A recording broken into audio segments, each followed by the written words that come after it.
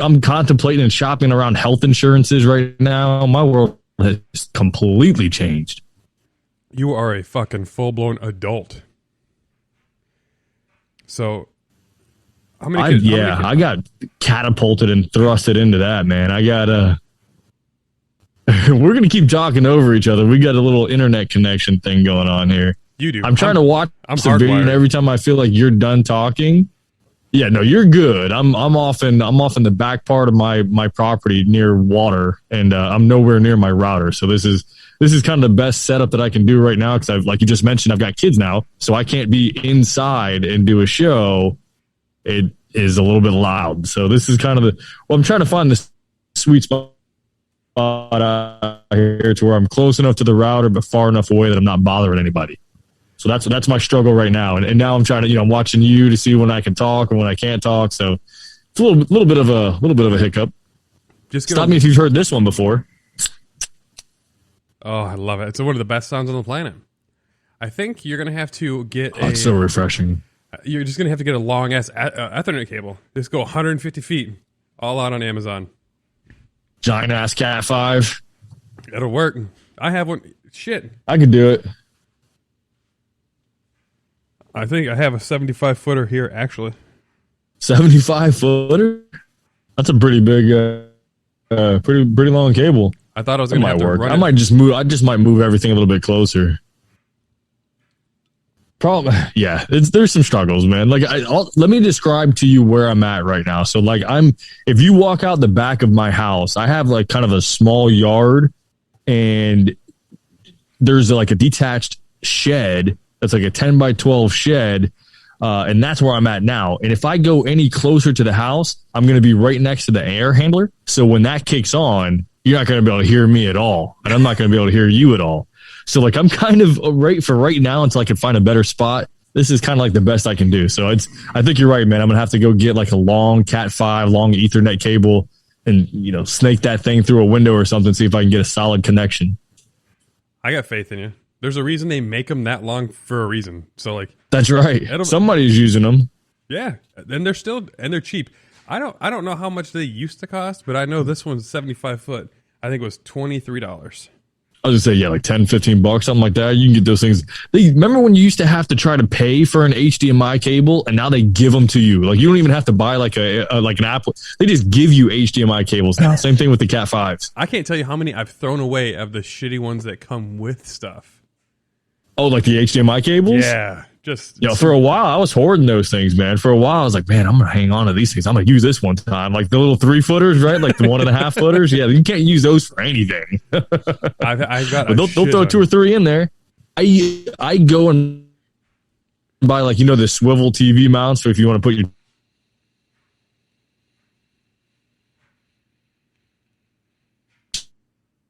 TV on the wall. Like, they sell those now, like, that come with the HDMI cable, comes with the little HDMI cable with it. I've got 14 of them at my house. I don't need it.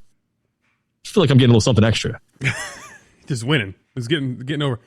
They're not worth anything. Who's going to buy on Facebook? Hey, on Marketplace, I got 5 of them for sale. $3. Oh, no, everybody does. Everybody's got a couple of spares. My father-in-law has a dedicated cabinet to Cat 5, HDMI, like old coaxial cable. Like, who's using coaxial cable anymore? He's got probably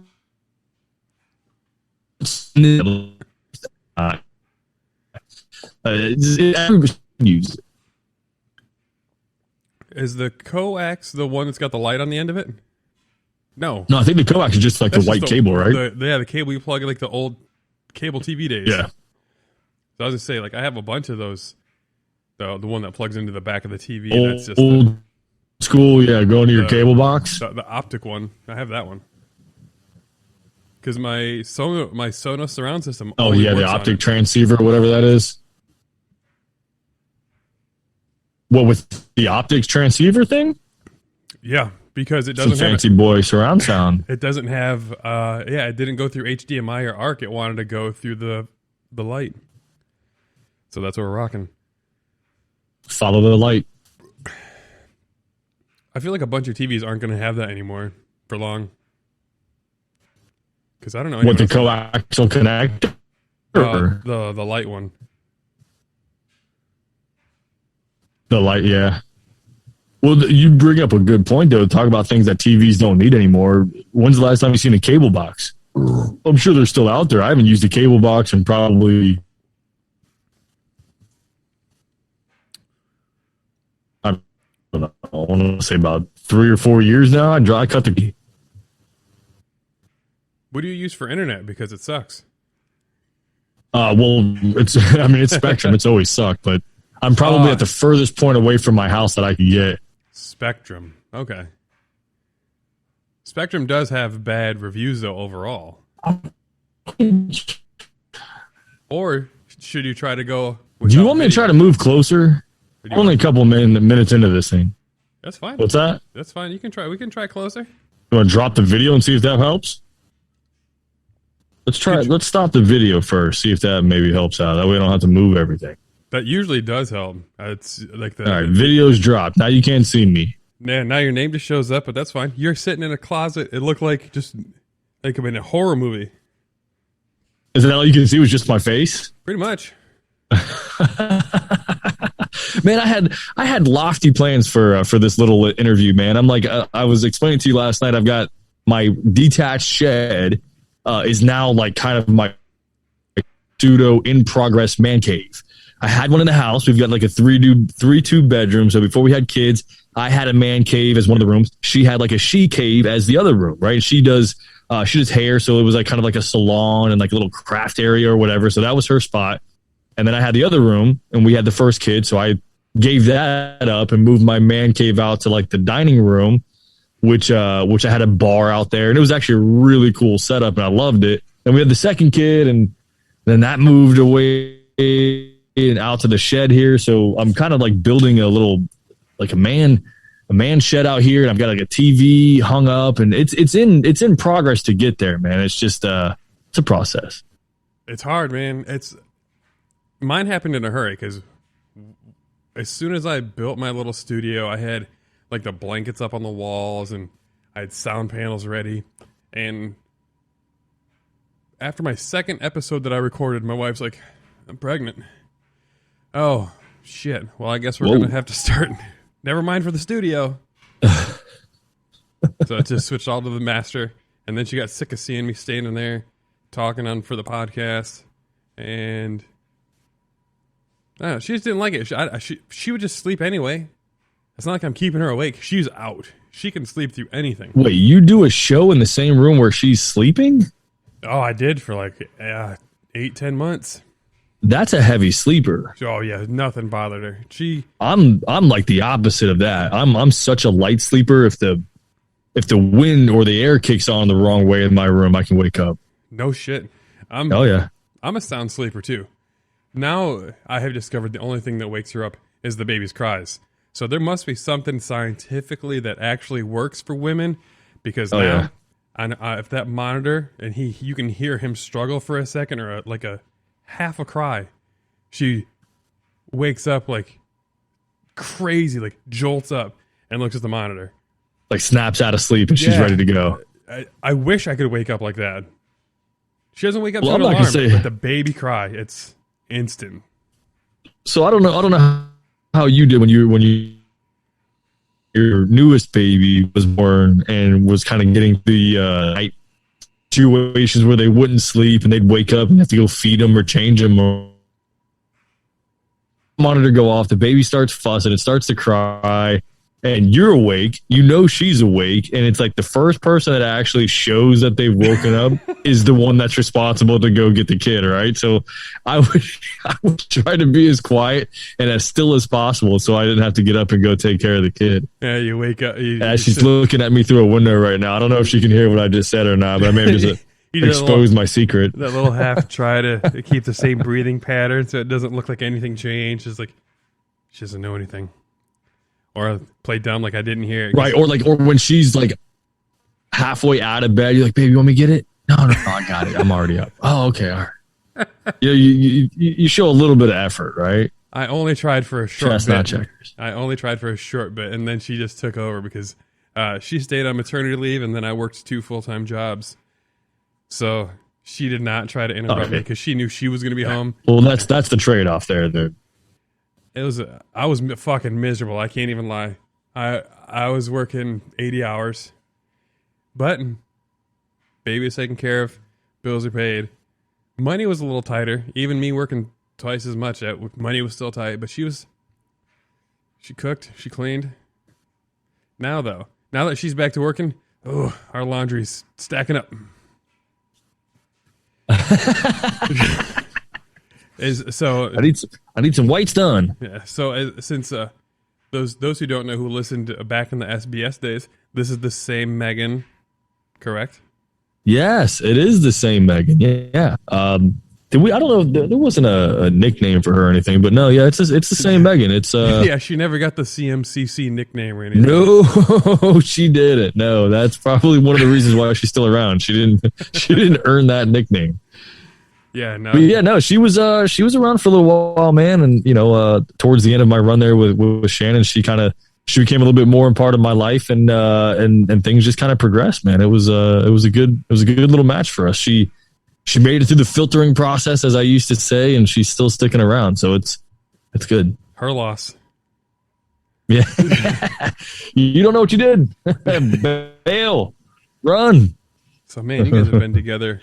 So how's life with you, man?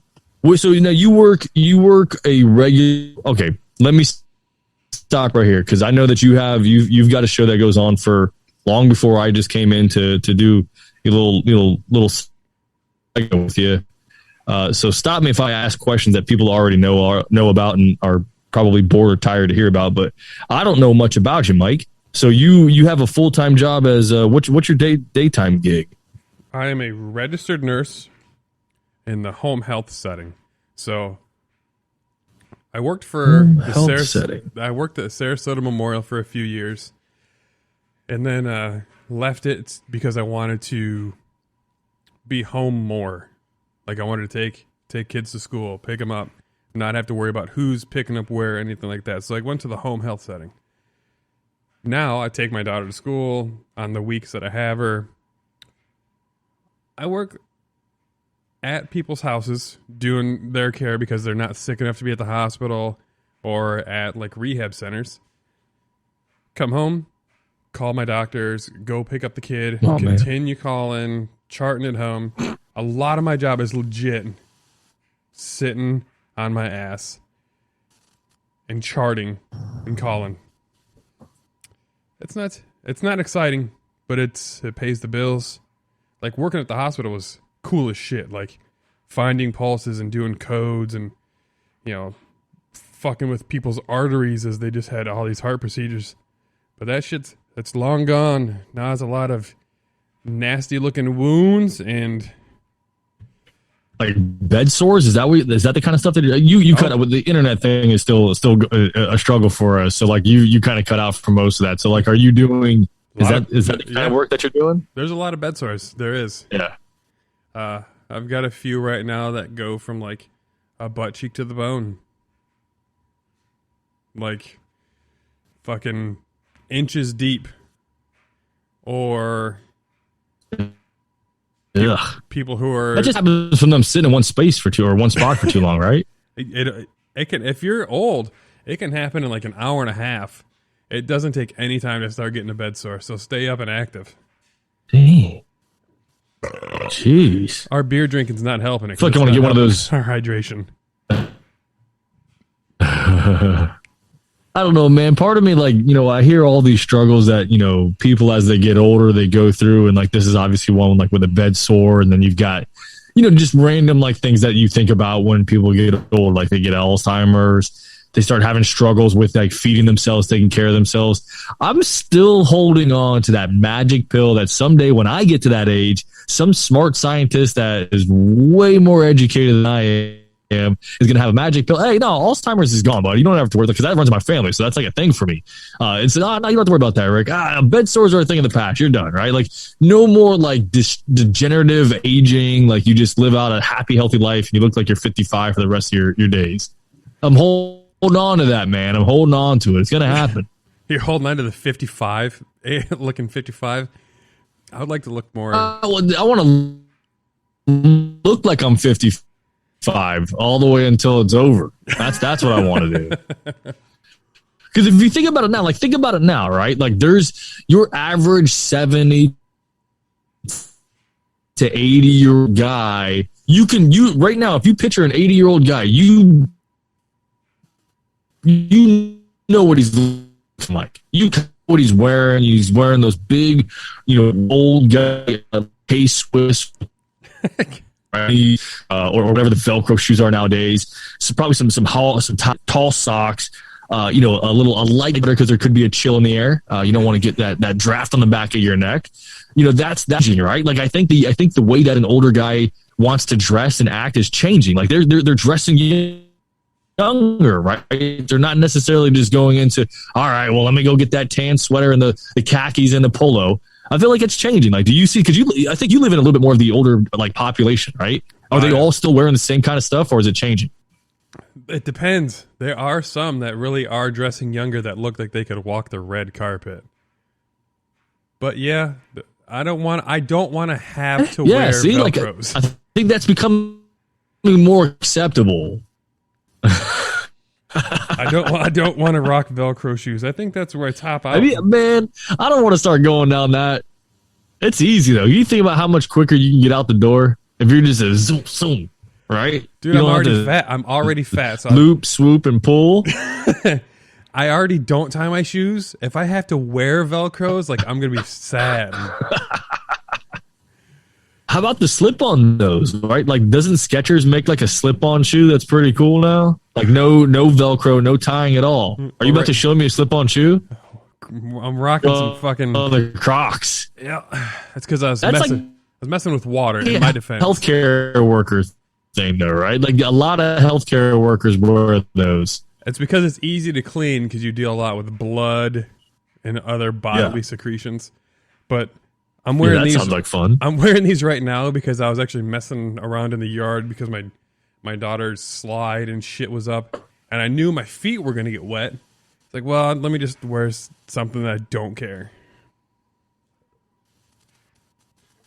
And those are them. But like you said, those things are super easy to clean. You can just hose them down. You got kids, so shit. Like, I have to change my shirt before I record because it's usually covered in baby food. Oh yeah. Like before I get to work, most days before I leave the house to go to work, I don't actually put my clothes on until I'm literally grabbing my keys and walking out, because either my daughter's going to come over with strawberry fingers and put them all over my work shirt, or the little baby's going to spit up because she had too much milk a minute ago, or one of those things is going to happen. So yeah, I'm right there with you, man. Like you gotta keep your head on a swivel when you got kids, especially if you're trying to look sharp. Oh, I've got a question because you've got a couple. Did Megan breastfeed? She did. Man, we're going way into the dad topics tonight. Oh, I figured because most of the people that I talked to didn't. Like I was telling you last night, I didn't have my first one until she was almost 2, so I missed that part. Now I did breastfeeding with this one until we switched. Now we're introducing foods. So the reason I ask is because I was wondering, did you can food or did you make food? Like the baby food, like the puree stuff? Yeah, did you? Yeah, no, we just bought it. We just bought it. I didn't realize how easy and efficient it was to make your own food. Like with a blender? Yeah. So you legit just throw your shit in a pot. And then you're boiling it for 15 or 20 minutes. You throw it in a Ninja or just a blender and puree it. And then you just put it in the freezer. In an ice cube tray. And just give it to the kid when they're ready for it. Yeah. Every day we just pop out these little silicone ice cube trays, warm them up on the stove, and it's done. And he's got all this fresh food. We prep days in advance. So I think there's probably. And how old is he? He's 5 months on Thursday. 5 months on Thursday. I think if we only had one kid that was young like that, or at that age range, I think we probably would do something like that. But with one being 2 years old, going on 20, and, her going a mile a minute, just from the second she wakes up. And then the other 7-month-old that still requires all the attention and everything that a 7-month-old does. I don't know. I don't do any of that stuff. I'll be honest with you. I go to work, I make the money, I bring it home. She takes care of the kids. If she wants to boil some carrots and turn them into slush and mush for the kids, she can do it. But I got no part of that. It's all her. That's fair. I don't make it either. I usually stand in the kitchen and watch her do it and talk to her while she's doing it. I'm not going to take credit as super dad. I'm there for the baths and the making of the food. And I mean, I was off yesterday, so it was all dad for like a whole day. And I was like, man, all this fucker does is sleep and eat. Yeah, at that age, man, he probably takes 2 or 3 naps a day. He takes usually 2. One of them's a half hour. One's like 45 minutes. Other than that, like between his formula and his solids now, like he eats like 5 times before I usually get home. Which means he's full of poop, ready to let it go for you. He's blowing it out. Yeah, he's pooping. But honestly, advancing from formula to solids has been great because now like he's got like a smushy part that I pull out and then I just wipe the rest. It's super easy. Like for the poops? Yeah. How about the smell though? There is a significant change in the smell of a baby's fart when they go from the milk or formula to a solid food. It's way more pungent. I'll give you that. Oh, yeah. Yeah. Oh, yeah. He let out a couple today just while we were walking around because I was holding on to him as I was trying to roll up my daughter's slide and shit. And I was like, oh, man, you're really letting him rip and you're farting hard because those sweet potatoes are working their way through. Yeah, yeah. Man, I don't know. Do you try? Well, you guys make your baby food, right? So we buy it, and it's whatever flavors they've got there at Walmart or Publix or whatever, right? She'll try to mix and match or whatever, and every once in a while she'll ask me if I want to try it. They've got a mac and cheese one. Oh. It's actually pretty good. We haven't done that. We've mainly done, so like the peas I think are gross. I hated trying those because I don't like. Do you like regular peas? Like regular like snow peas or whatever? Yeah, they were just regular peas that we just threw in there. We steamed them, well, still with the pod. And then like avocado is actually pretty decent. My 7-month-old eats avocado raw. Like we just cut her a sliver of an avocado and she just gnaws on it. So that's what my wife is hoping for. So we have old parenting books say like try something and then wait for days. We did not follow that really at all. So we started. You wanted that instant feedback, right? Yeah. We tried. We'll switch to a green and then throw like herbs in it. So we did sweet potatoes and rosemary, or sweet potatoes and thyme. Wait a minute. Hold on a second. Are you telling me that you've got a rosemary plant and you're taking a sprig off of that thing and you're sprinkling some rosemary into your kid's food? Yeah. Yeah. I was a part of that. We're just like, man, what's gonna go with it? So we made like a dessert sweet potato, which has got a little bit of cinnamon in it. Oh, you guys are committed. Well, because my daughter, we honest to God went through a phase from like 2 to 5 of her hating fucking everything. Yeah, my daughter's going through that right now. She doesn't want to eat anything. I lived on Dino Nuggets for like a year. Oh my God. Because I got sick of making 2 separate meals. So if we could find the go-to food for my 2-year-old, I would be happy. If we knew, like, for a small period of time, it was mac and cheese, right? Yeah. Just the box mac and cheese, you make it up, store it, heat it back up for her, whatever. She would eat it, and that was about a week. And now we don't know what it is. Like, there's nothing that she doesn't have a favorite food. She doesn't have anything that she looks forward to. I mean, obviously, like, she loves cinnamon rolls and stuff like that. She'll eat that all day, every day. But she's getting to that age, man, where like, and this is how my mind has changed, right? Like I see her and I want to try to give her like the best base that I can as far as like nutrition and just making sure that she's not lacking anything. So I'll watch her sit down for dinner. She barely touches her food. And now I'm starting to worry, like, is she going to start falling behind on the growth chart? Because she was a big baby. And, they're like, the doctor's like, oh, no, she's fine. She's not growing. She's not shrinking or anything. But like, I don't want her to fall behind and stuff like that. So it's just a weird, it's one of those weird struggles, man. I used to worry about what bird I was going to buy at the end of the day. Now I'm wondering if my 2-year-old's going to eat her food or not. Right. So we went through like a legit, a beige phase is what they call it. Everything's got to be browned and kind of taste the same. 1 second. I just knocked over my beer on my mouse pad. I have a towel 2 steps away. Yeah. 1 second. I knocked over the beer. Yeah, you definitely want to take care of that. You don't want to spill your beer on your mouse pad and then have that leak into the mouse. That's a bad deal. Yeah, no, we definitely went heavy into the dad topics here so far already, man. We definitely kind of jumped right into that, right into the deep end. Yeah, I figured I wanted to know more about your life because like we got to hear all about it on Shannon Burke for so long.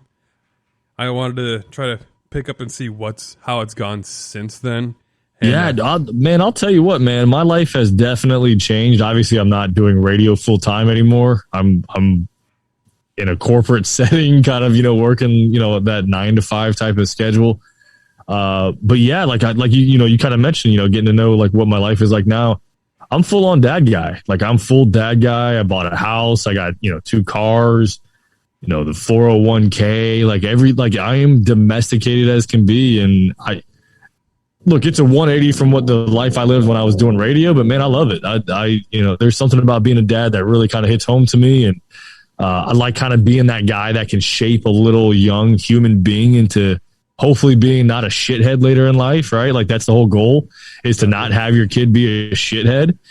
So I'm kind of enjoying that process. And I'll be honest with you, man, like I like teaching. Like I feel like I'm a decent teacher when it comes to things that I know about. Patient.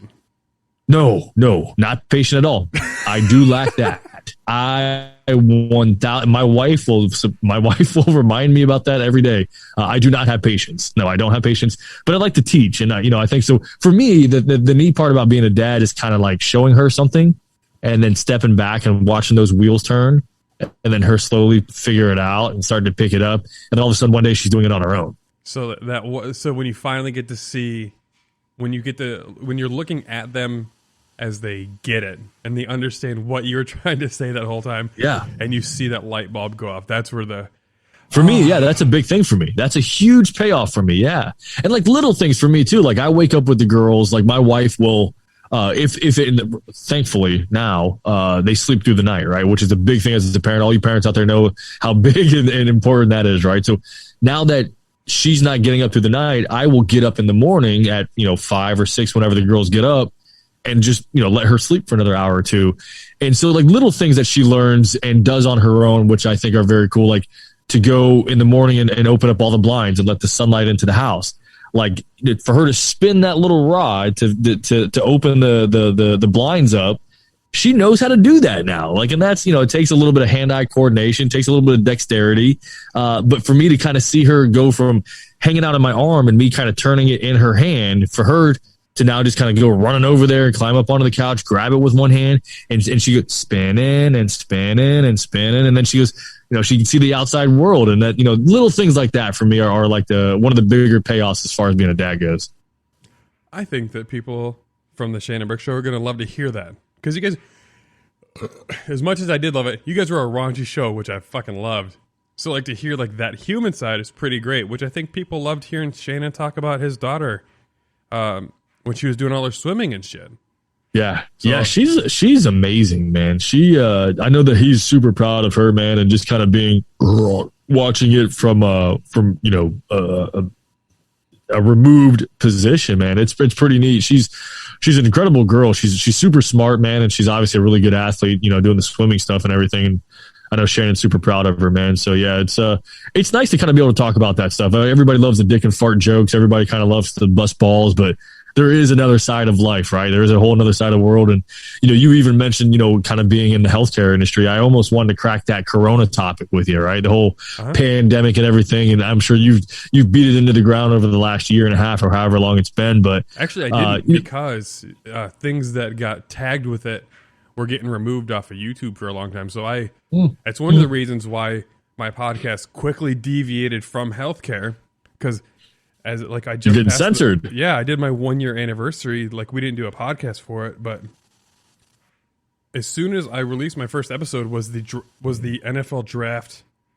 I did a mock draft live, and then the pandemic hit, and I was like, well, shit. Well, I'm gonna have to change my whole premise of doing a fucking podcast. So yeah, and then when I would tag stuff with it, I got a pop up saying, about misinformation stuff. So like it would had to go through a whole review process before it would release. Yeah. Like, well, fuck that. Yeah. I wanted to do sports anyway, but I didn't have anyone to talk to sports about that was available at night that wasn't like a huge bowler or golfer. It's like, well, I guess I'm going to have to try to make up a podcast as I go. Yeah.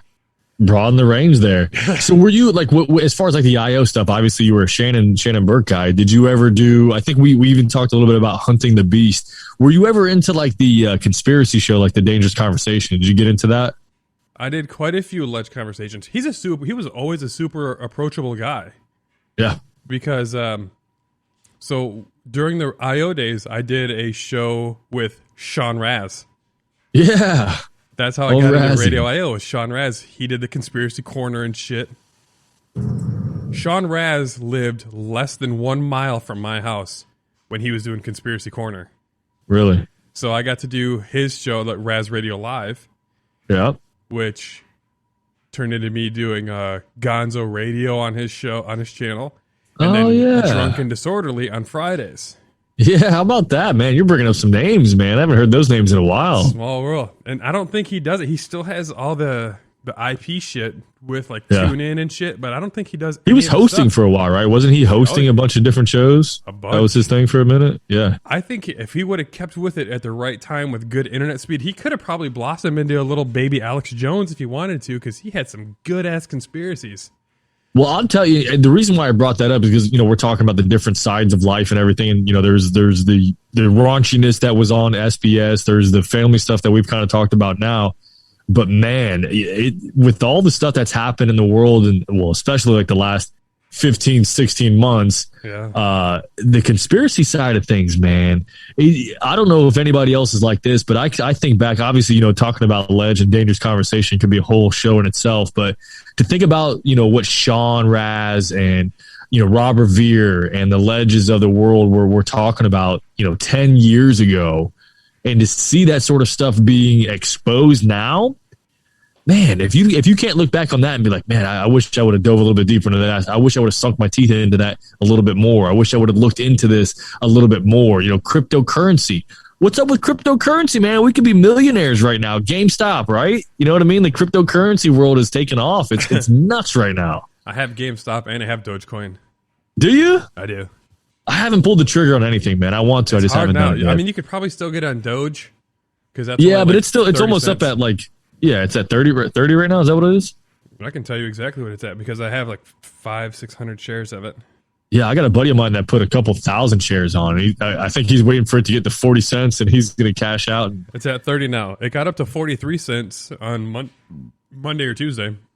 God, man, if you can play with the money like that, you can make some quick coin. Yeah, I tripled down on GameStop, but Are you still in on that one? Oh, that's over, right? That roller coaster's done. No.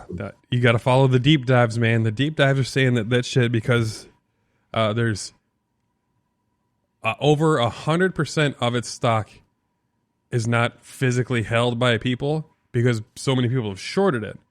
So, like when people try to collect on it, there's not going to be stocks available to collect. So, like I would have to sell my shares. But because I'm not selling them, the price is going to go up. I'm rocking on that. We're still projected because there's like over 1 million shares that are spoken for but not accounted for. All right, so maybe you can educate me on this. Maybe you can kind of teach me a little bit on this. So, like, I hear what you're saying, and this has kind of been like my hesitation on jumping into this whole world. Doesn't somebody have to want to buy those stocks and those shares for you to make any money? Not when you short it. Say it again? Not when you short it. So when you short it, so you specific to the GameStop situation is what you're saying, right? Well, if you short any stock, it works the same. You're betting on something to fail when you short it. Well, because so many of these major investment companies shorted the stock, they planned for the stock to not be wanted, for the price to drop, and then those people that shorted it collect on that because they took they borrowed shares. Well, when they borrow it, they don't actually own it. So the people who already own it aren't willing to sell those shares at the price that the people who borrowed them wanted at. So it's kind of like, I'm trying to give a layman's term on it.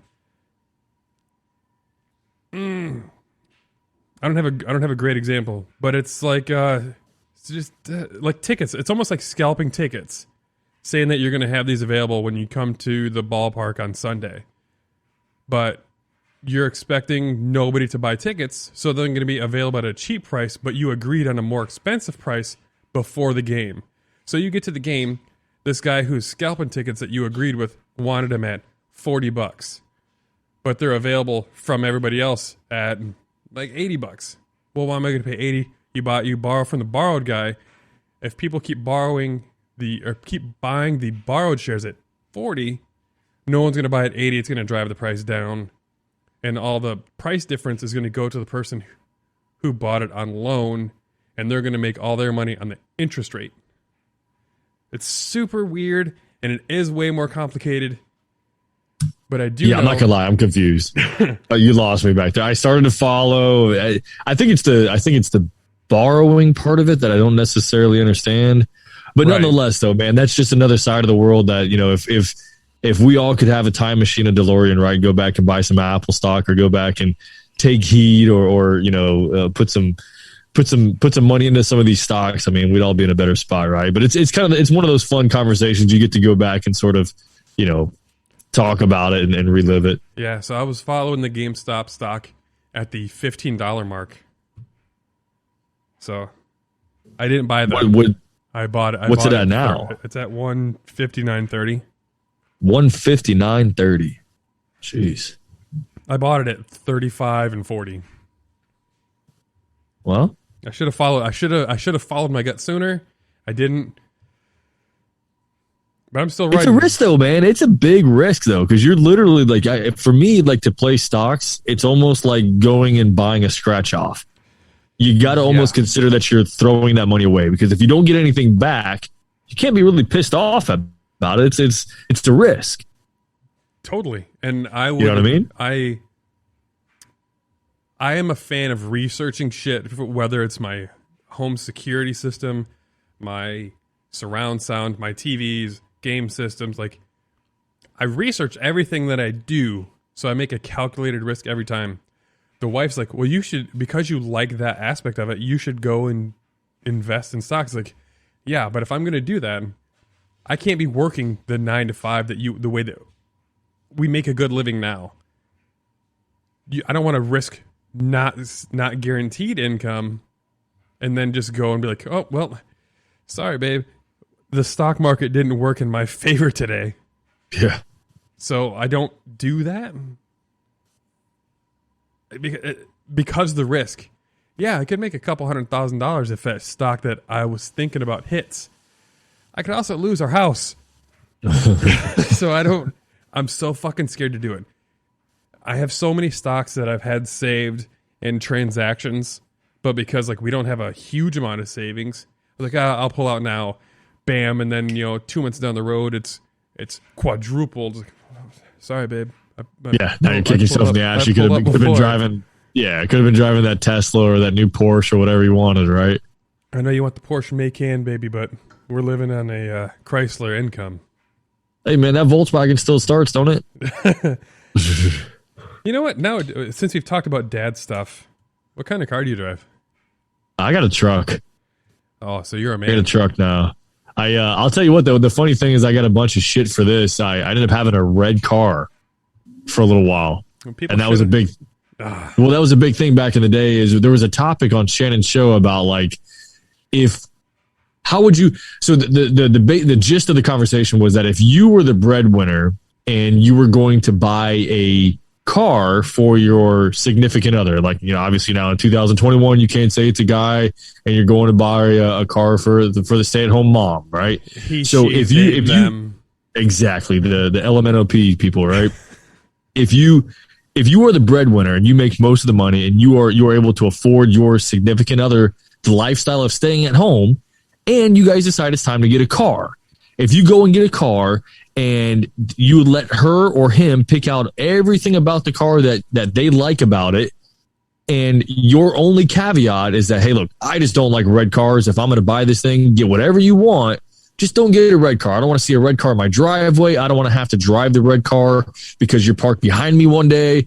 I don't want to drive a red car. So that was my point. Like if I'm making all the money and I'm buying you a car and I'm allowing you to not have to clock in and clock out every single day and deal with all the bullshit that happens at a job, and I don't want you to get a red car, guess what? You ain't getting a red car. You're not getting a red car. And that was my whole point. And I took a lot of heat for that. And that's just because of the speeding tickets associated with red cars? No, I just don't like red cars. I just don't like, I'm not like a super flashy guy. To me, like a red car is a hey, look at me type of car. And I might be doing some hanky shit, man. I might have something in the glove box that can give me some time. I don't need a cop looking my way just because my car is red. I try to buy the neutral colors. The hey, like this car blends in with traffic. That's me. I'll tell you this. You talk about being full dad mode. I drive a minivan. You drive a minivan? You got 2 kids. You don't have 20 kids. What are you driving a minivan for? I went for something with mileage and... Like gas mileage? Yeah, it's like 27 miles to the gallon. I drive every day for a living. Yeah. I didn't want to have a tiny car because I'm 6'4" and 275 pounds. You're 6'4"? I am. It's a big dude. That's a big dude. And a truck. It's a big dude. I had a truck and it was getting 16 miles to the gallon. Yeah, well, if I drive like 150 miles a day, that shit adds up quick. Oh, yeah. Especially in Biden's America where we're about to see $4 a gallon of gas. What does the president have to do with the gas prices? He doesn't control ExxonMobil? He kind of does. He kind of makes decisions that can affect that. There is like a third-hand aspect of it.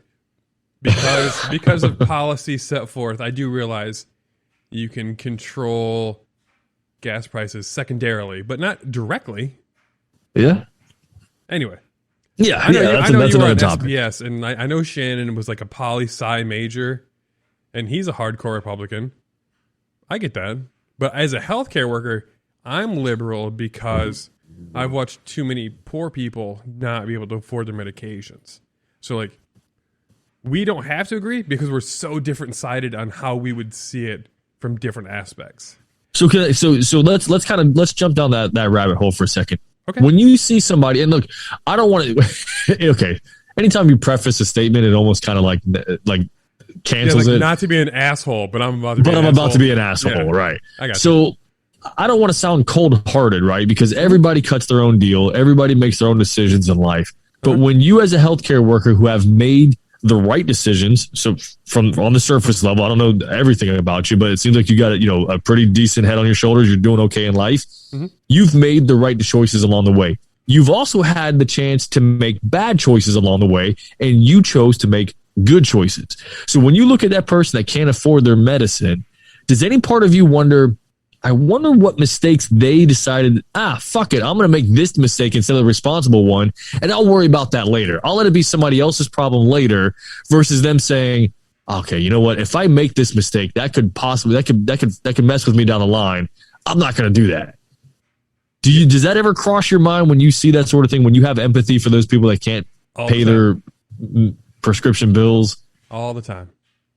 So I have several, no, only because I have quite a few examples of that, of people that are now on Medicaid related to job changes, or one of the worst cases I ever had, which was like a case management nightmare, which when you're a nurse, there's things when you go to home health you don't anticipate having to deal with. Like, when I worked at the hospital, treat them. They're fucking breathing. I fixed it. I saved their life. I did compressions, CPR, they're back. See ya. Okay, well, when I went to home health, the things that drastically changed was, like, I had to worry about their living situation. I had to worry about their pets, their emergency evacuation plans down here in Florida. So I had is that like a job responsibility? It is. You have to make sure that they're safe and under all circumstances. Wait a minute. So you to go over there and care for their bed sore or to make sure that they're taking their medicine, you now have to actively make sure that their dog would be taken care of if a hurricane hits? Yep, we do. The things that you never think of being a nurse. Yeah, like because social work is pushed to the side so much because if you're a social worker, you don't get paid shit. So good social workers don't stay social workers. They go to like a private sector stuff and they don't give a shit. It's hard to be a social worker and it pays like $35,000 a year, which as you know, down here in Southwest Florida, you don't get paid. Like $35,000 means you not working. Like it's hard to pay for a house at $35,000 a year. Yeah. So they leave. They just move around and then they don't stay in Florida. They go to like the Midwest making the same money for a house that's less than half as much. So this past year... Are there ever what's up? any times like when you... Go ahead, I'm sorry. No. Any times at what? Well, I was going to say house doing... are there ever times like where you're at somebody's house and you have to care for them or whatever and you're like, man, this motherfucker didn't do shit to help him over here cleaning him up? Yeah, well, we have to call DCF a lot because stupid shit happens or and making sure he's okay. Yeah, so like DCF has to come. We do a lot of DCF stuff. You broke up, so restarting. Yeah, no, I was just curious to see if there's ever a time like where you get frustrated to the point where you're like you second guess the amount of help that you're giving somebody. Oh yeah, because a bleeding heart syndrome. Like it's like we're just trying to do more and more, and eventually you go and do stuff that's not even in your job purview just to make sure that they're going to be alive when they come back the next time. Yeah. What really happens a lot, as it turns out, is a fraud of a loved one stealing my patient's social security checks. Yeah, that would piss me off. I don't like when people take advantage of somebody because they're in a bad spot like that, especially financially when you know that person is not well off. Yeah, and probably struggling to make things meet the way that they are. Yeah, I don't like that. I've had to call DCF and find a lawyer who could work pro bono because she wasn't Filipino. She was from Southeast Asia somewhere. She moved here and she lived a great life for like 45 years. Her husband died. She didn't understand English well enough because she was a stay-at-home mom. And then her husband died. He's the one that did all of the stuff. He knew the system better. Well, when he died, she went to the hospital because she was sick. The person she stayed with after her husband died took her identity, took her car, sold her car for money, took her pills, sold those pills, and she had no place to go and no way to a fully established Medicaid because she didn't even have her identity anymore. Jeez. So that's where, like, my liberal side sticks out. It's like, I didn't have a way to get her help because she just was kind of lost in the system. Or the saddest one, I had a patient. She did every right decision her entire life. She was a teacher for the state of Michigan for 40 years, moved to Florida, had a great retired life. Well, the city in Michigan that she worked for sold their pension and went to a different insurance company, which negated all of her stuff that she worked for her entire retirement, and they wouldn't pay for her insulin anymore. Jeez. She was getting her Social Security, and because her pension changed, they cut it like in a half or in a third.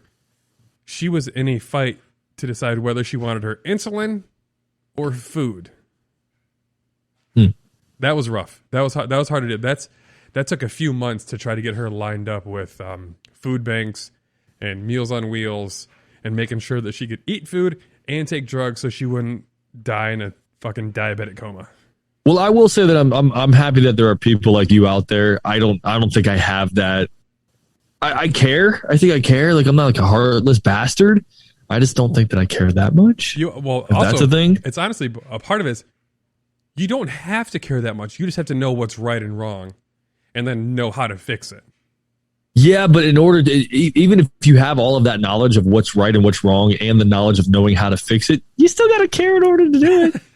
Like, you know what I mean? Like, I can know a lot of the answers, but I still got to care enough to speak up and tell somebody what the right answer is. You know what I mean? You just have to have the wherewithal. Honestly, a lot of my stuff, it's better if you don't think about it that way. Just like, all right, let me call this person. I know this person. Because you develop contacts, just like in radio.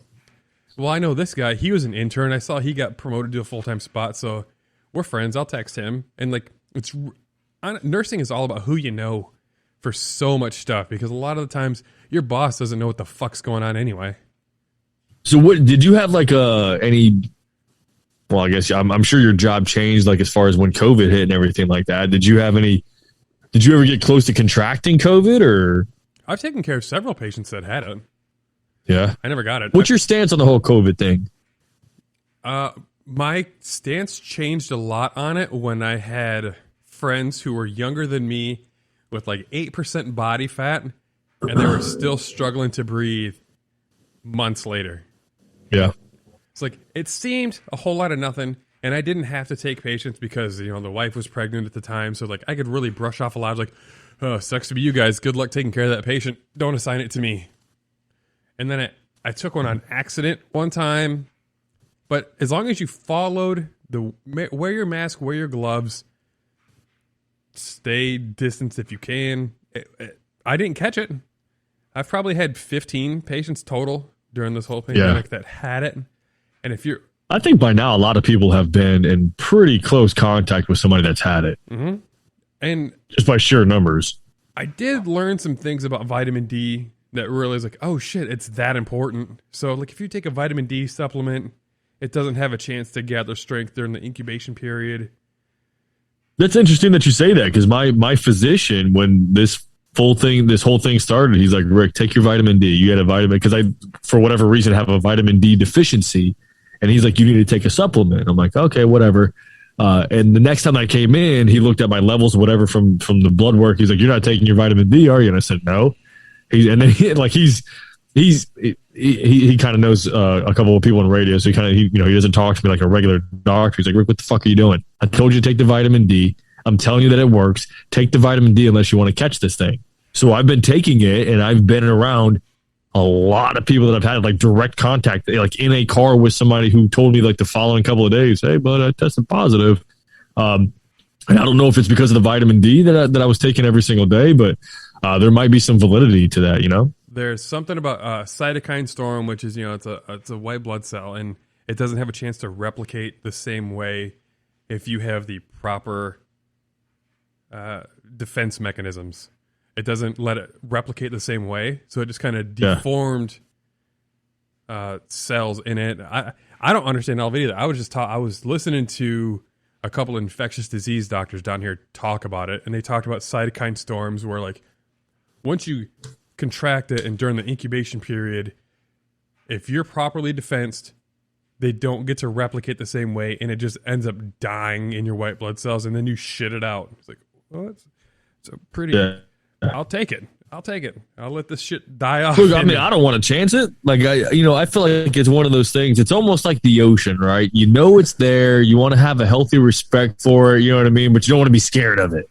That's kind of how I'm looking at COVID. Like I don't want to dance with it. I don't want to contract it and see what it does to me. Like I don't want to get that close to it. I just still have like a lot of people out there, things just don't add up to me. I'm not saying that it's not real. And this could be a whole another conversation, man. I don't know how far you want to go down this thing, but it's something doesn't seem right about what we're being told about it. And I think that's clear. That's obvious. Like it does not pass the sniff test. And so that to me makes me kind of just second guess a lot of things. Where these numbers are coming from, the death rates that are being reported aren't necessarily 100% caused by COVID. There's a lot like you probably heard the story. The guy that died in a motorcycle accident, his cause of death was COVID related. He died in a motorcycle accident.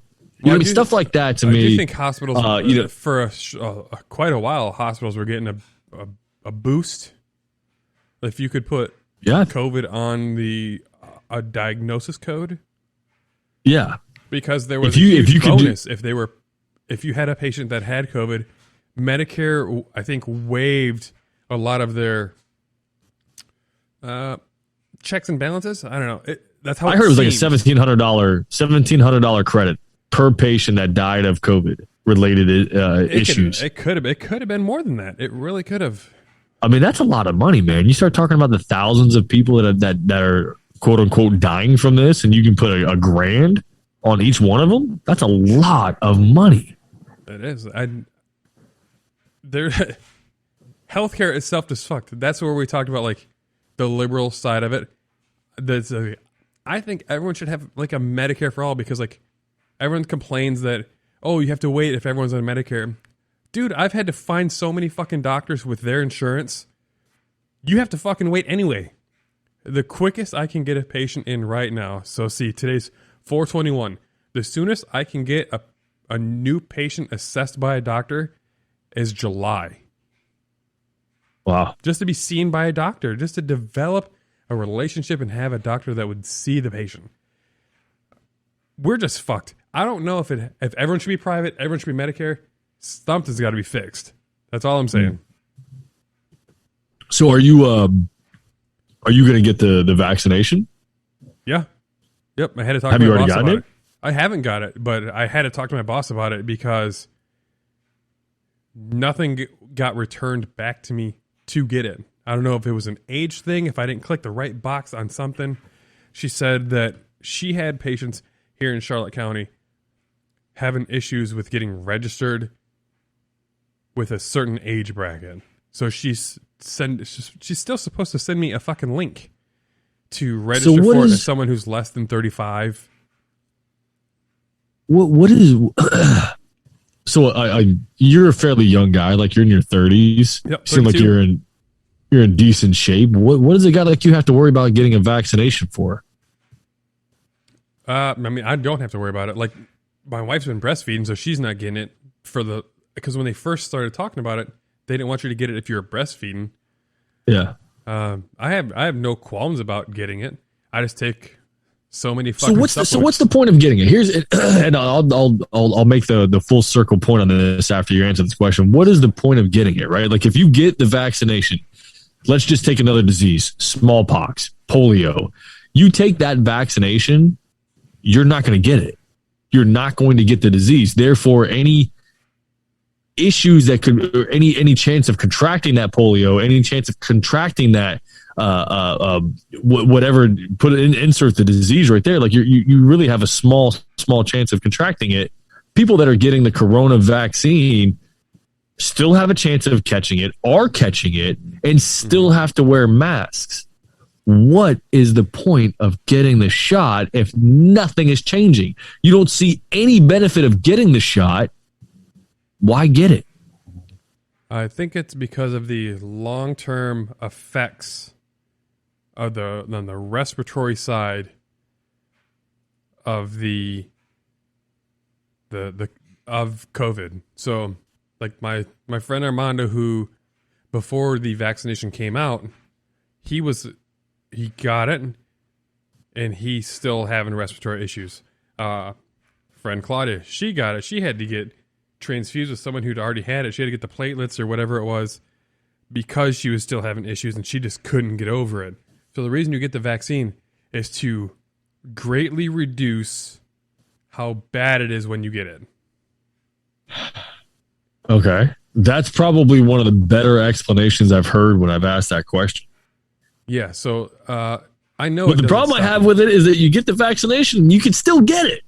You know what I mean? Like your rationalization was like, I want to get the vaccination because if and when I get it, I just don't want it to be that bad. I don't want it to fucking kill me. Yeah. So like, but your immune system can fight it off without having to worry about getting a vaccination first. Unless you're vitamin D deficient. Hello.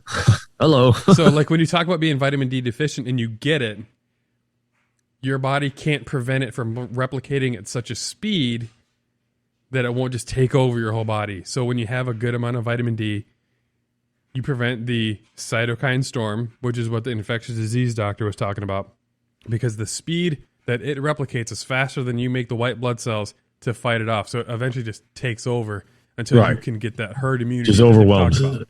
Right. And once it gets into everything and it gets into your lungs are just kind of like perma-damaged. Oof. No one wants perma-damage. No, nobody wants permanent damage, especially if you celebrate recent holidays. Make it tough to recover. So, I'm not done. If you're not done, I want to get a beer. I got a little bit more time, man. I got a little bit more time. All right, I'm going to throw this at a break for a second. I'm just going to play a song on here real quick. And Sounds good. Yeah, I'll go take a leak. Perfect. Perfect.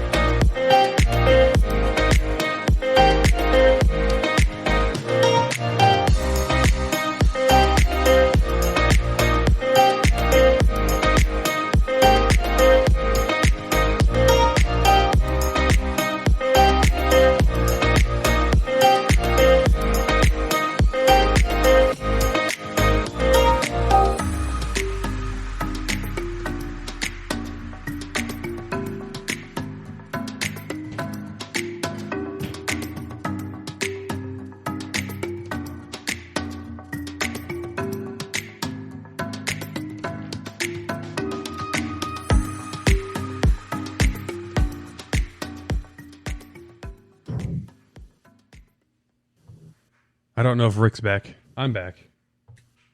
Yeah, I'm here. Hey. All right. See, I got break music and everything. This is legit. It's a full-on legit production here.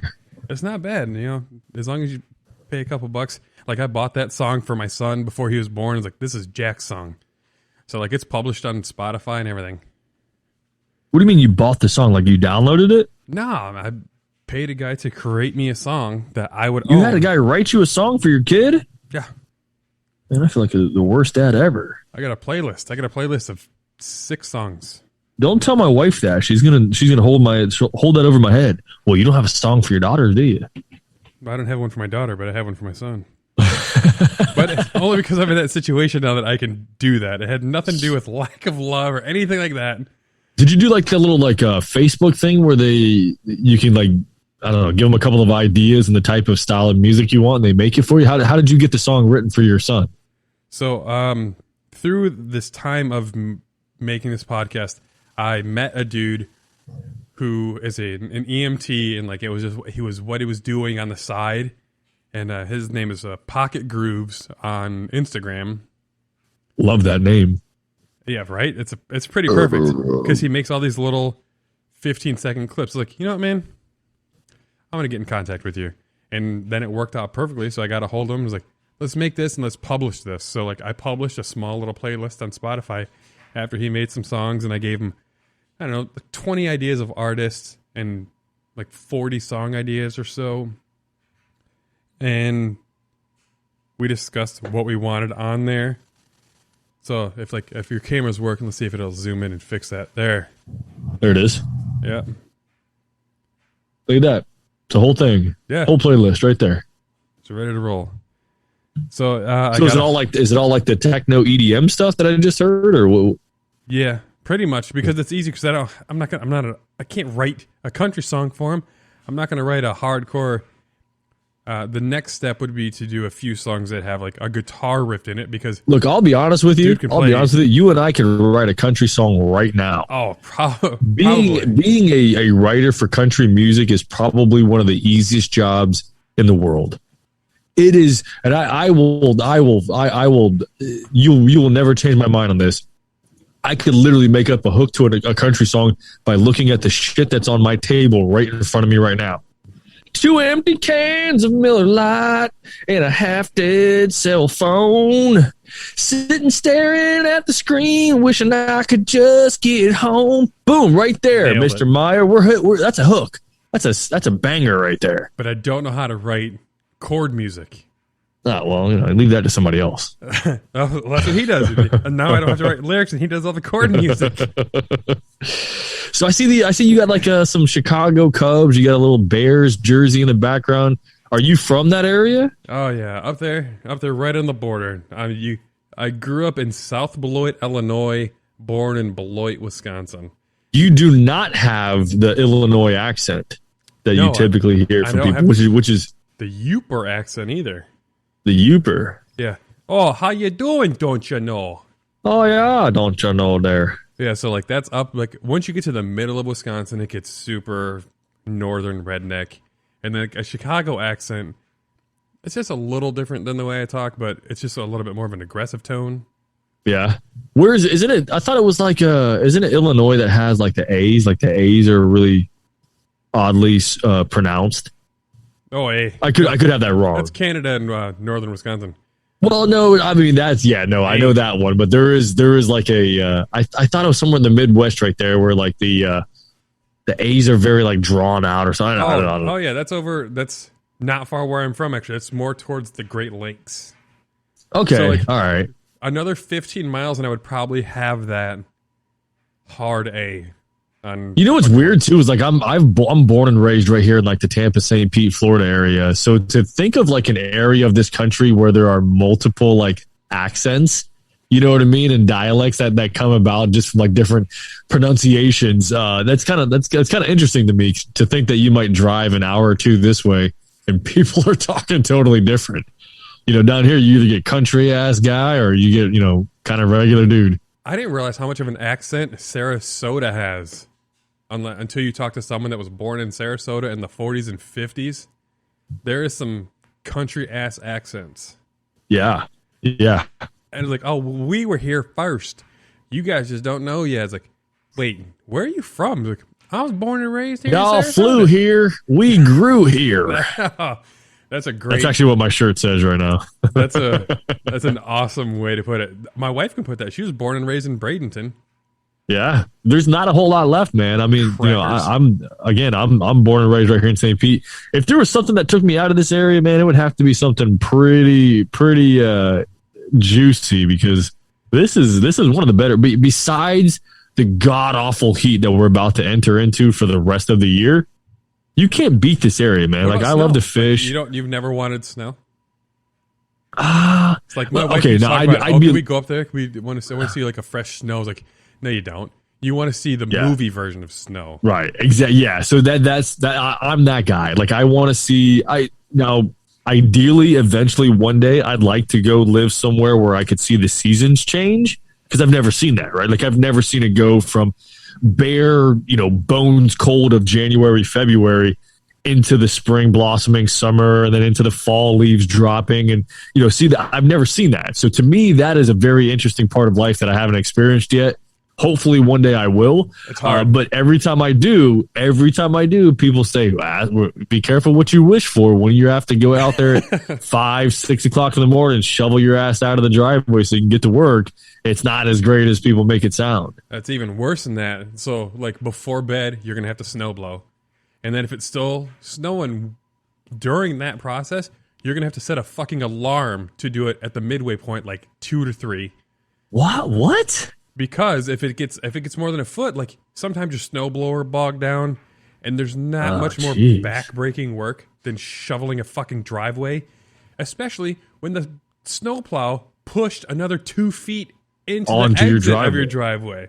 Yeah. Yeah, that's the fucking worst. So like when you talk about seasons, yeah, seasons are great for like spring. Spring is good. Fall, that's good for like 2 weeks. You get to see like the leaves just die off and fall, and then you get to rake your leaves and burn your trash. Fuck that. I hate that. I get super headaches because everyone up north rakes their yards from all their leaves, and then you have to burn them because like the trash people won't even take it anymore.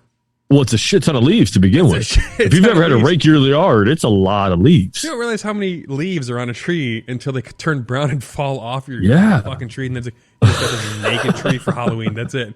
So it's cool. Well, speaking of Halloween, that is one reason why I would love to. And this past year, we were a little bit lucky here, but I have not had a cool Halloween. Every Halloween that I can remember, you basically pick your costume around how comfortable you can be in 95-degree heat. Yeah, 2 years I wore a Chewbacca costume. I would love to wear a bear costume. I'd love to dress up as a bear. That ain't happening in Florida, man. It's not happening down here. How sweaty I got wearing that Chewbacca costume. I believe it. I believe it. Nothing with a face mask. That's the goal. Yeah. Yeah, and you don't want anything on the top of your head. You want it like loose fitting. Yeah, it's a whole thing. Like you definitely plan your costumes around the weather down here. So maybe eventually one day I'll be able to do that. Like, because I think it would be cool to have. You have to plan it the same way, but the opposite. Which is okay because most costumes are full covering or heavier material. You know what I mean? A lot of it is. Amazon, so like they aren't truly protecting you. So like it may look like you're wearing this long sleeve and shit, but it's just blowing right through it. And then you're a Chewbacca with like a starter jacket on. Can you? I'm picturing now Chewbacca in some old school like 80s NBA basketball shorts. Yeah. Oh, picture Teen Wolf, right? Teen Wolf. Like what's your boy's name? Michael J. Fox. Yeah, that's what I'm thinking of, Chewbacca, right? Oh, don't do the shaking thing, man. I was gonna do that. I held myself back. Yeah, but you're not even on camera, so I had to do it for you.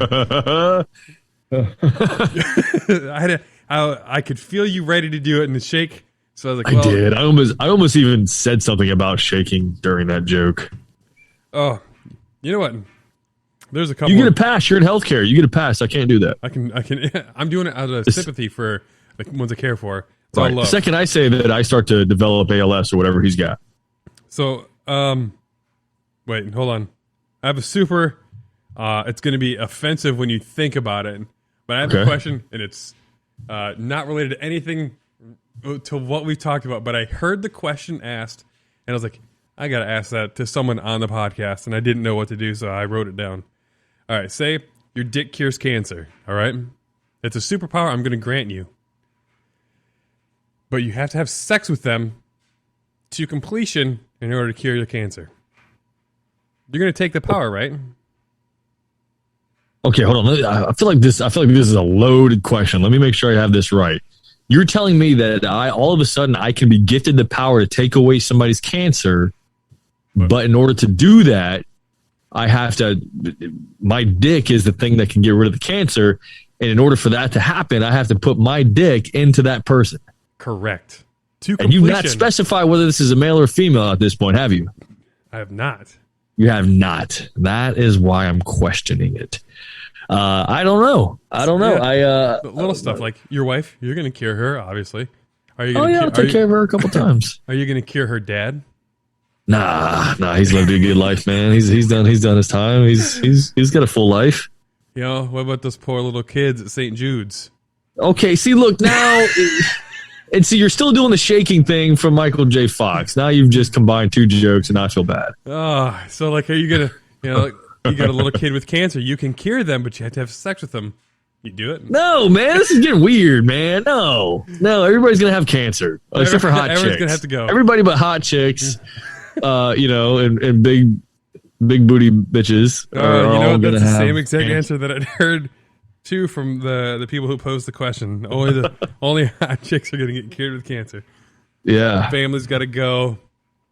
Wife's dad's got to go. Oh, look, you take it with a grain of salt, right? You've lived a good life. You had a good run, bud. You don't think Megan's going to be just like, hey, come on, just once. Just throw it to my dad. He's got cancer. Just throw it to him. Have a heart, would you? Do this for me.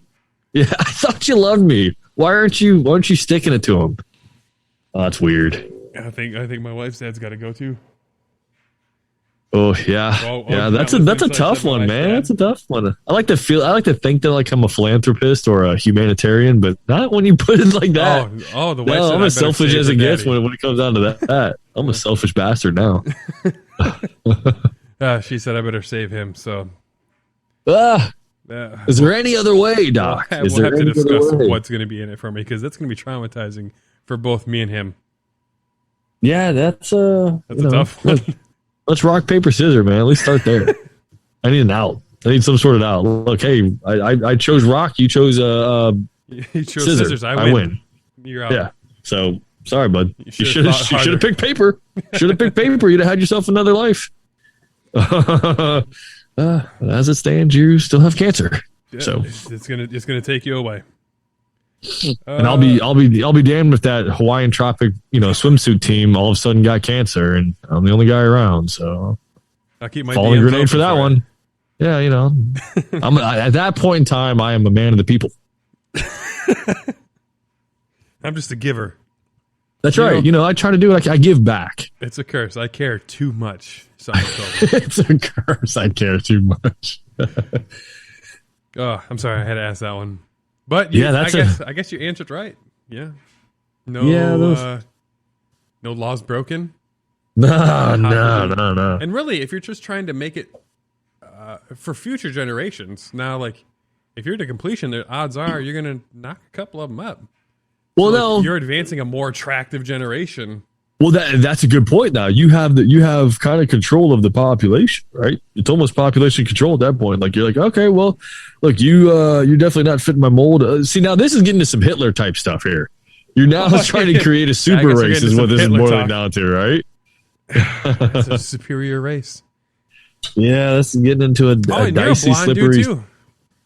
I was a blonde dude for a long time. I got dark hair now.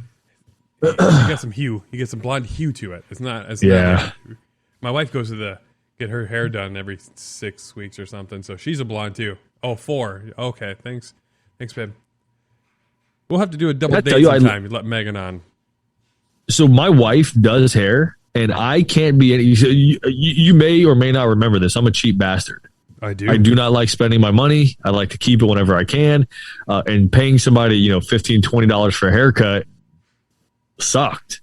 My wife's a hairstylist for as long as I've been with Megan. I've not had to pay for a haircut.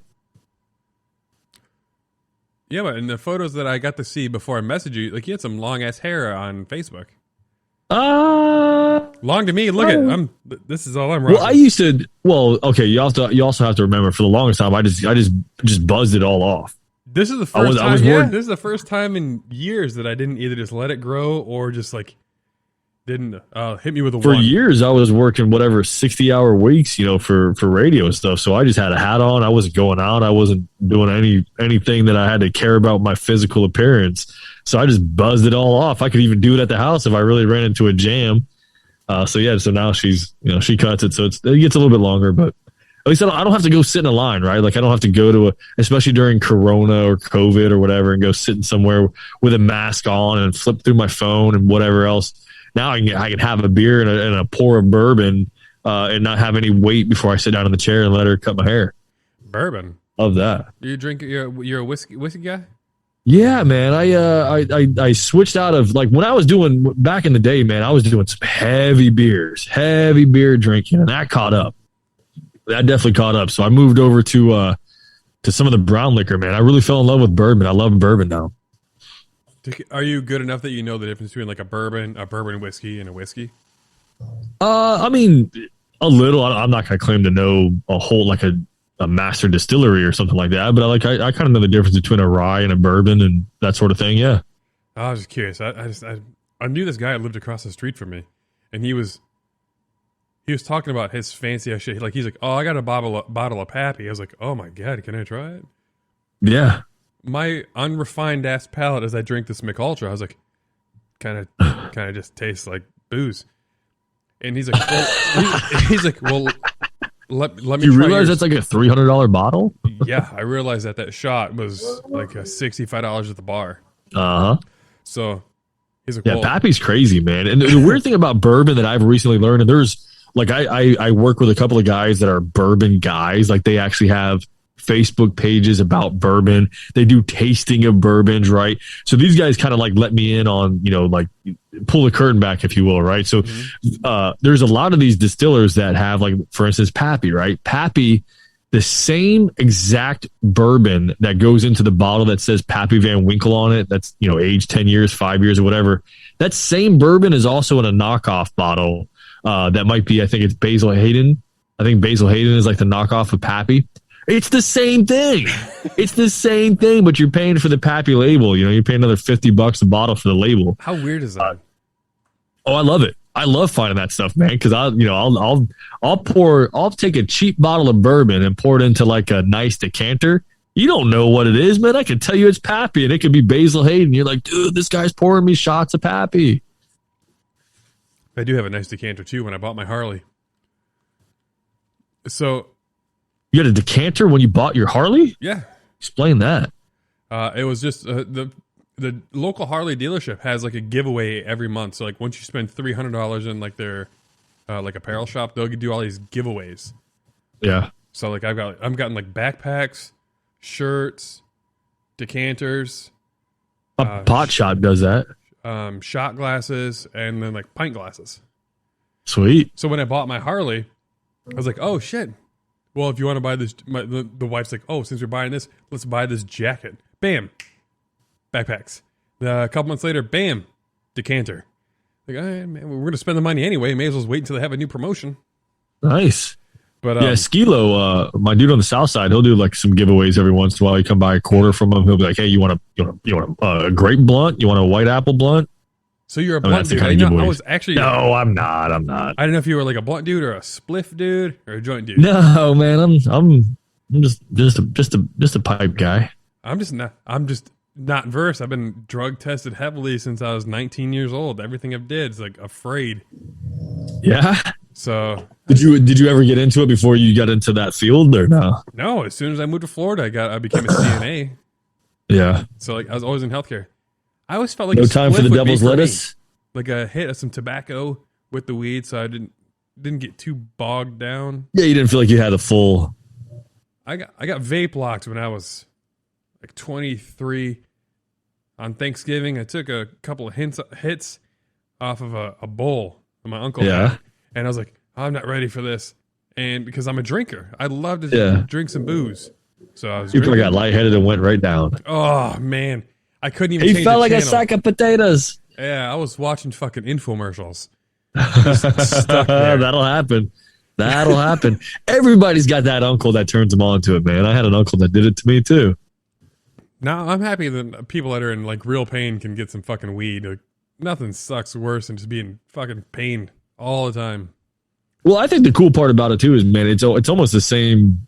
I don't want to use the word narrative or excuse or anything like that, but it's kind of the same like thought that you've heard from marijuana supporters for the longest time. People that can smoke marijuana will take less pharmaceutical drugs, and that's true. Yeah, no, it is. It's absolutely true, and I think that's one of the more beautiful things about it, man, is that there's so much undiscovered benefits of it. You know what I mean? Obviously, there's some cool stuff to it. The recreational side of it is what it is, and you get a pretty sweet, effect from it. But like it's like a pretty amazing and miraculous type of thing. It's just a freaking plant, man, and you can put fire to it, and if you just so happen to inhale the shit that comes off of that fire, it can cure some stuff. It can make you feel better. It can relieve some pain that you have. Like my mom right now, she's got blood pooling in the back of one of her eyes. She's going blind in her eye. The doctor told her, look, I can stick you with a needle in this thing and start to, a needle into your eye and start to relieve some of that pressure. Or you can go home and smoke a joint and relieve the pressure on your eye yourself. She's like, what? I don't have to. She's developing glaucoma. Or she had a stroke in her eyes. So there's whatever the whole thing is the doctor basically said you can either go, have me stick a needle into your eye and hope for the best, or you can go light up a joint when you get home and let ocular pressure. Exactly. Yeah. So that's the stuff that's really cool, man. And that, obviously that's like the the CBS story that you want to hear, right? Like the evening news story where it's, it's a nice warm and fuzzy kind of, grandma's able to get off the pharmaceuticals because she can take a little a hit of a pre-rolled joint that she get from her dispensary. I just think it's a very, very, very neat time to be alive and to see that sort of explode, kind of just open up and the whole world of it being, entertained. I think that's one of the biggest the stigma's gone, right? Like the stigma is almost gone. Like when you think of somebody that smokes weed, and obviously you don't sound like a guy that partakes at all because you're in the field that you're in, but you probably have a preconceived notion of what you think of a pot smoker, and that may or may not have changed over the last 5 or 10 years, which I think a lot of people's perceptions have. Mine didn't change, but that's only because I was a huge advocate of it for probably the last 12 years. I have never met a pothead who was like a pill taker. Like, it's not a gateway drug. I don't know what the government, anyone tried to tell you. Yeah. If you know a stoner, they're just a stoner. So, like, uncles and family members who smoke pot, it's because they just like to smoke pot, whether it's to chill out, for anxiety, for sleep, for pain. They're not taking fucking oxys and Dilaudid to try to get rid of that pain. No, because they smoke weed and it knocks it out. That's it. I have a lot of friends who just their baseline is a low high. Whether it's token legal vapes, whether it's eating a little gummy in the morning. Yeah. That's where they need to be, because if they don't, they're going to need fucking back surgeries or fucking something. But no, you're absolutely right.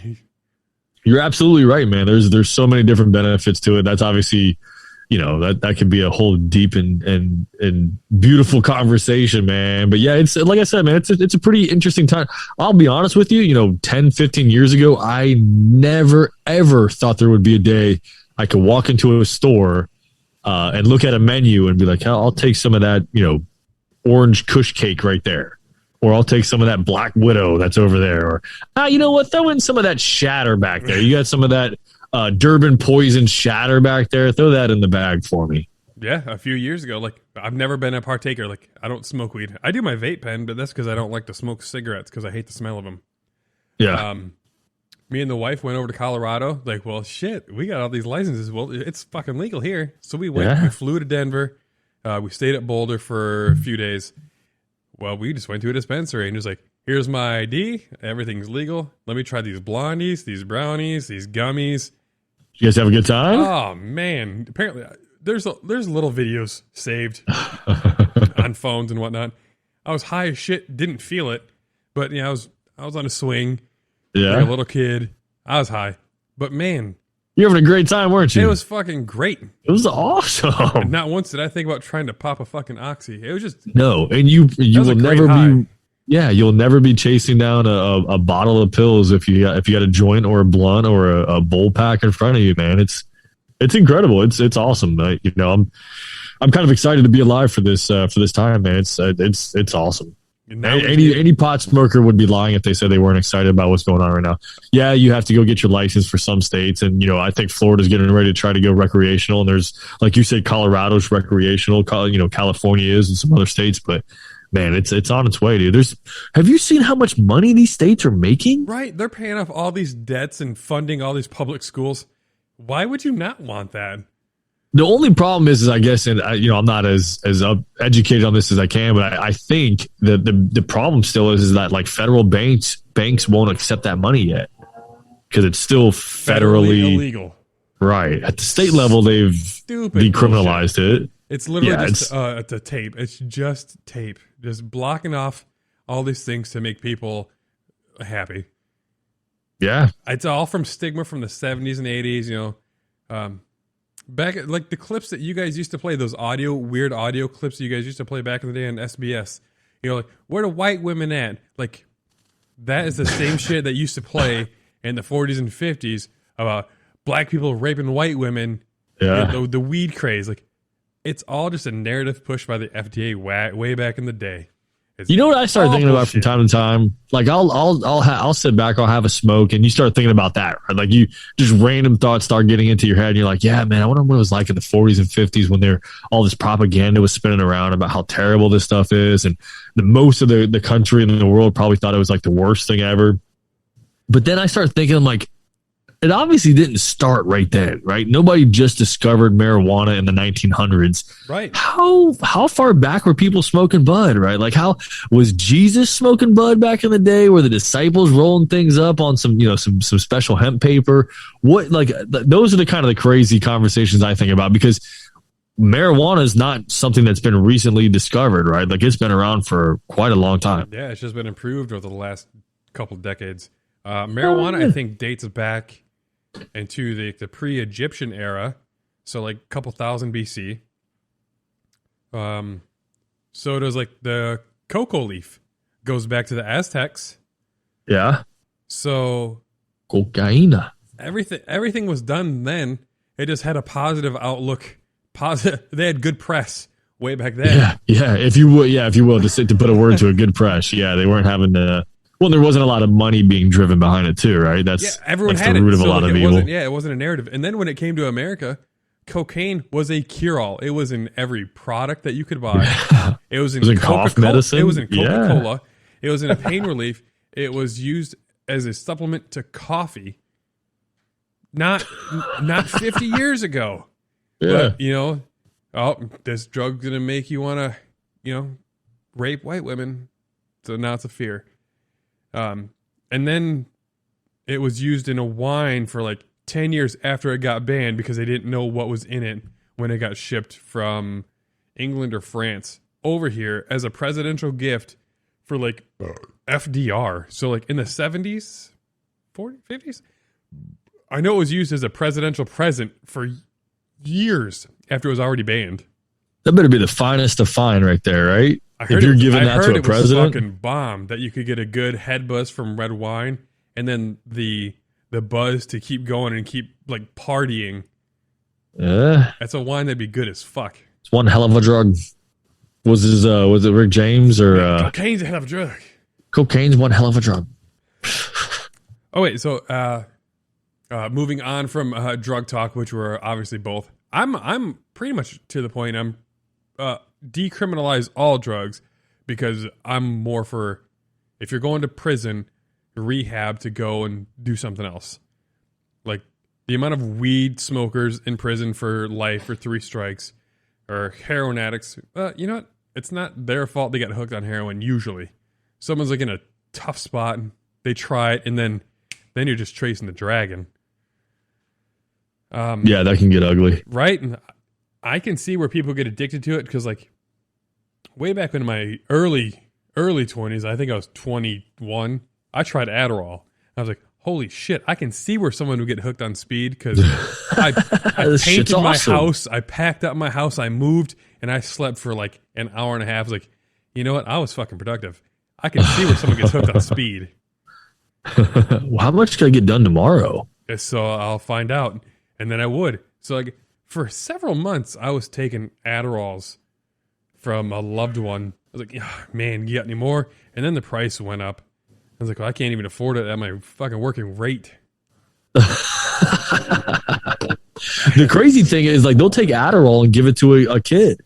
And that's way worse. At least I was a and fucking depending adult. on what your chemical balance is in your head, it could have one of two effects, right? Like for you, it got you up and going and moving around and getting stuff done. For my little sister, they gave it to her when she was like 8 years old because she was super active and she just became like a zombie. Oh, and that was awful. But you could see where someone would get hooked on it if they needed that up. I also lost 25 pounds in 3 weeks. Like, man, this is kind of like a cure-all. Yeah. I'd be lying if I said I didn't take that stuff. I mean, I've tried it for sure every once in a while, man. And you hear the stories about that's like the what do they call it? Like the crash study, like where you cram for an exam, and the college kids will take the Adderall so they can stay up all night learning stuff, studying and cramming, and then they can ace the test. Like it's legit, like it's speed, right? Isn't that what Adderall is? It's speed. It's basically methamphetamine with like one chemical difference in how it processes at the end. which can lead to longer.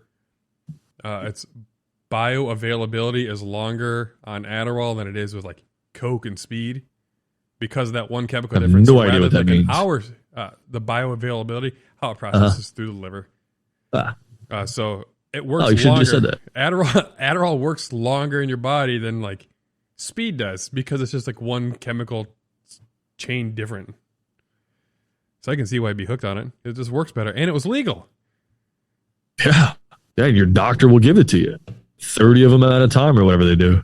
Yeah, 30 at a time. 30-30s. 30-30s. So, on from drugs. Sports. You've always been a huge Tampa fan. Yeah. How did you feel about getting Tom Brady? Because, like, everyone was sick of watching Tom win in New England. I hated Tom in New England. Tom Brady in a New England Patriots uniform makes me puke. Tom Brady in a Bucs uniform makes me giggle a little bit. That guy's good, man. That guy is good. I was such a Tom Brady hater. I really did. I hated him. I hated seeing the Patriots win. I hated knowing that the AFC team to beat for what is it, 10 years in a row was basically the Patriots. If it wasn't them, it might have been the Steelers here and there or whoever. But you knew if you were going to get to the Super Bowl, you had to go through Brady at some point, and that sucked. But when he came down to Tampa, I'm like, all right, let's see what he can do. Maybe he was just a system guy up there. Maybe it was all Belichick, and this guy is just, an accurate passer that maybe has a little bit of the it factor. Man, I was completely blown away. The first couple of weeks down here when he was here in Tampa, obviously with the Corona and the COVID, the OTAs and mini camps weren't what they should have been. And they didn't get on. And he somehow broke into his offensive coordinator's house. No, went to the wrong house. Yeah, well, Byron went to the house next door, which is just some random dude. Which, by the way, did you see the house that Byron Leftwich has? No. So like that was a big news story up here. Like I'm in Tampa. Obviously, they had different stories with the guy who owned the house that Tom Brady walked into. And when I picture like an NFL coordinator's house, I picture like a big fancy mansion style house, right? Like maybe not something that Tom Brady has or JJ Waters. Right. Maybe not something like that, but something like, okay, well, and this is on Davis Island. If you know anything about the Tampa area, that's like where that's like one of the richest neighborhoods in all of the area. And when they showed a picture of Byron Leftwich's house, I'm like, that looks like it could be down the street from my house. You know what I mean? Like I was very unimpressed with what he was living in. My dad would. And I don't know if that's. Yeah, right. I don't know if that's by design because a lot of these guys who are not like lifers for a team, they don't go and buy like the biggest house in town because they could be out in 2 or 3 years, right? They don't want to set roots and take that kind of risk on. But anyways, as far as Tom Brady being here in Tampa, man, it was I was a hater. I was a skeptic for a long time. But damn, it's nice to have a quarterback. It is nice to have a quarterback. I bet it is. Yeah, who you got? What do you got over there? Still a Trubisky guy? No. Who's under center for you guys now? You're obviously a Bears guy, Andy right? Dalton now. Oh, that's right. But like, I watched the Slinging Ginger. Yeah, that's the Red Rocket. Yeah, I was watching the NFL draft at work, watching Cardiac Rhythms the day that Mitchell Trubisky got drafted. I was live tweeting and texting my dad at the same time. I was like, "All right, we're up to pick." Deshaun. We're getting Deshaun. This is going to be great. I watched him rape Alabama for years. We're going to win this. We got a quarterback. And, other people are like, a black quarterback in Chicago? They're not going to draft him. I'm like, no, they're going to do it. They're smart. Chicago trades up, picks Mitchell Trubisky. He's like, who? Yeah. Who? Nobody saw that coming. He only played 1 year at North Carolina, right? And he wasn't great then. He wasn't that great. Like I'm a Florida State guy who's in the ACC and the Coastal Division that plays against UNC. And when they were talking about him going in the top 5 or the top 10, and as a quarterback being picked, I'm like, I saw Matt Ryan play against Florida State. I knew that guy was a good quarterback. I saw Deshaun Watson play against Florida State. That guy was a beast, right? Like you see some of these guys coming up, but Mitchell Trubisky never struck me as a guy that was good. Like he was a good game manager, and Florida State was having like kind of a down year when he beat us. But I was shocked too. Yeah, man, I didn't see that coming. I watched Jameis play in college. I was like, man, he's exciting. He had a cannon. Granted, obviously he didn't do great in Tampa. I feel like part of that might have been that fucking asshole that had Shianu. Like Greg Schiano? Yeah, I feel like I think part of him being there hampered the growth of Jameis. Big time. He went. I don't think he had the same offensive coordinator for 2 years in a row any of the time that he was here in Tampa. I think he had to keep learning a new system pretty much every time. And look, I'm a Florida State guy. I love Florida State. I love Tampa Bay. And even when Jameis won the national championship in 2013 against Auburn, I looked to the people that were sitting next to me and they almost ripped my head off. I said, Jameis is not an NFL quarterback. They go, what? He's winning the Heisman Trophy. He's beating all these guys. We're winning the national. He's not an NFL quarterback. He's going number 1 overall. He's not an NFL quarterback. He has a terrible release. He has a long windup, and the guy can't read defenses. The reason why he won so many times at Florida State is because we just had one of the most offensively stacked teams that the ACC has ever seen, and there was mismatches everywhere. Systems, yeah. That's the same reason I don't like Mac Jones. I think Mac Jones is going to fail. I think he's soft, man. I don't trust any quarterback coming out of Alabama. Never. I don't. You know what? I don't know if that's fair, but I don't think Mac Jones or any Alabama, because great, they have another first-round wide receiver. Anyone, I could be a good quarterback, not elite. I'm not going to be in the Heisman running, but any quarterback can succeed if they can read a system that they set forth. And you have all these first-round picks running your routes. Yeah, that's the key right there. Everybody's open. So yeah, when you've got a team full of 5-star recruits and you're going up against 3-star recruits, you should win that matchup every single time. Every time. It's the same reason I kind of worry about Trey Lance, though, because he hasn't faced elite competition. He's athletic as fuck, so he's going to go someplace. How do you feel about Justin Fields out of Ohio State? It's hard to say, man. I didn't get to see him a lot because he's in the Big Ten. I think I don't know. It's hard to say. Like I watched a little bit of his pro day, and I guess he did okay with that. I just didn't get a chance to watch him in real competition to make a good decision on him.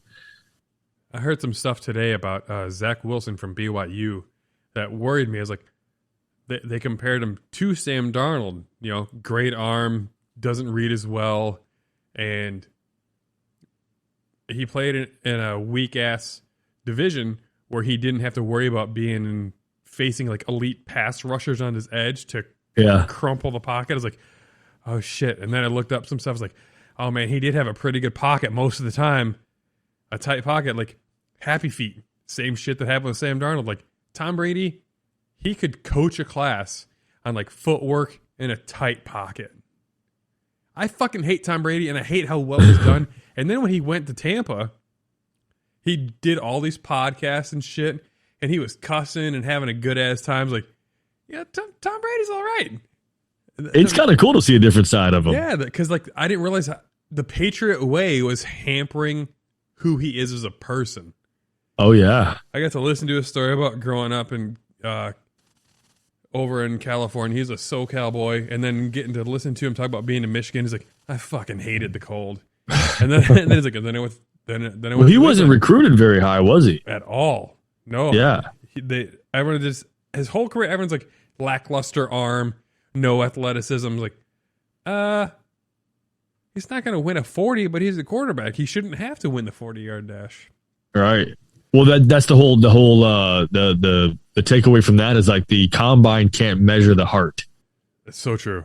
Right. Yeah. And if there's any guy that can speak to that to a T, it's Tom Brady. He didn't have I think height wise, he's probably there, right? But all the other intangibles of the combine were not in his favor.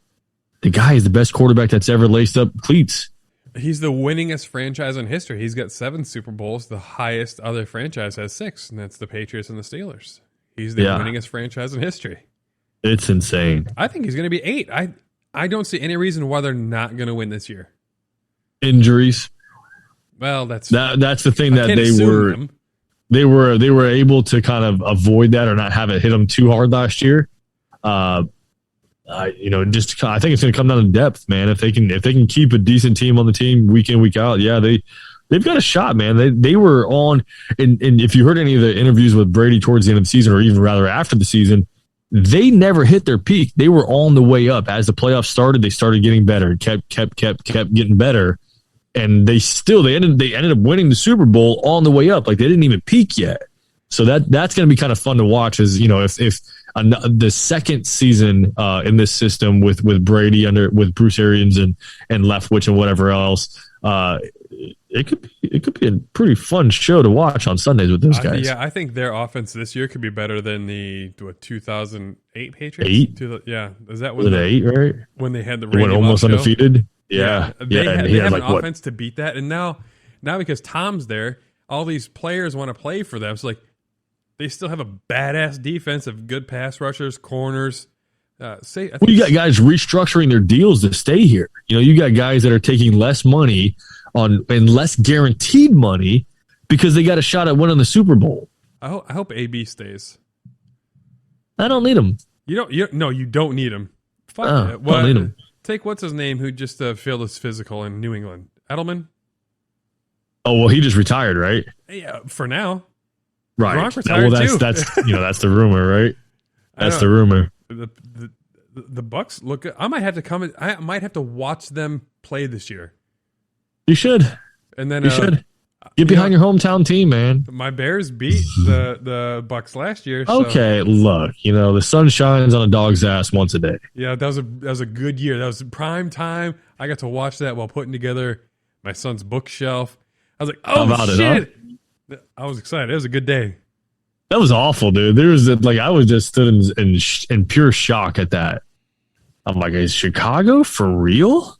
What is going on here? I knew it was all a smoke show once the Bucks beat the shit out of the Packers. Like, oh, okay, that was a good day for the Bears, a bad day for the Bucks, because then they played Rodgers and shit, and they beat the shit out of Aaron Rodgers and the Packers. Like, nobody saw that coming. I was like, yeah, I knew it was over, because the Packers, I always knew, were a better team.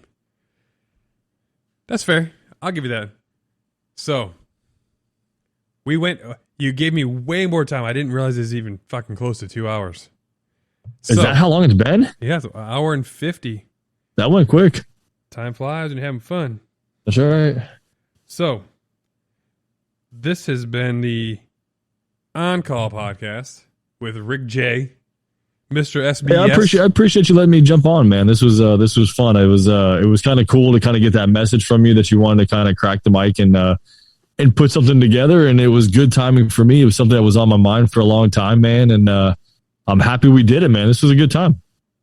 Thanks for coming. I hope we can do it again sometime, and who knows, maybe this will give you the bites. You can go and do your own podcast with a good cable, so you can have some good ass signal.